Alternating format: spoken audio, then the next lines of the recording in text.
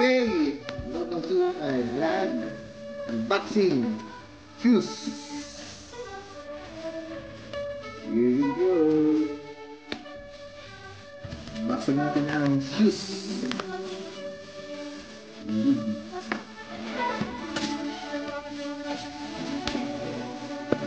Si Wayne Wayne nagkaroon ng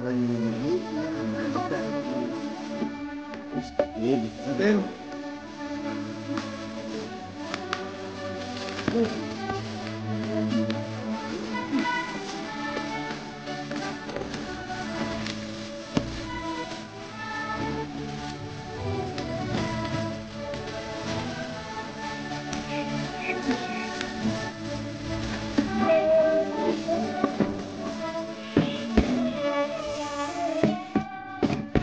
One is only Pro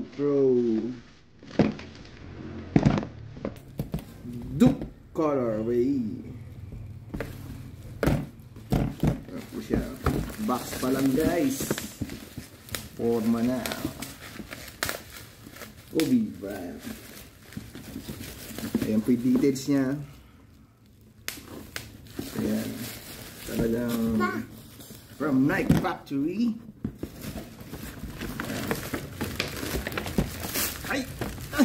Ay, no.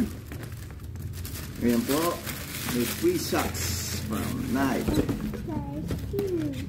So, colorway. Natural box with Kobe poster. Kobe. Ayan guys. May free poster ni Kobe Bryant. Sa mga nag-iidolo kay Kobe. Ito po ang kanyang shoes. Duke colorway. So yun, ito po yung parang sasatangan niya, may Duke. So yun, ito yung details niya. Natural naman, mesh. Net siya na natural. Yung shoes niya is white color. Siyempre, hindi mawala dyan ang signature ni Kobe Bryant. So, ayan, guys. Ating logo niya. Ganda ng colorway. Kung di ako nagkakamali, nilabas to ng 2022. O 2023 na rin. Yung colorway na to, 2023, nilabas. Last year lang. So, ayan, guys. Check the details. Tingnan natin yung insole niya, kung malambot.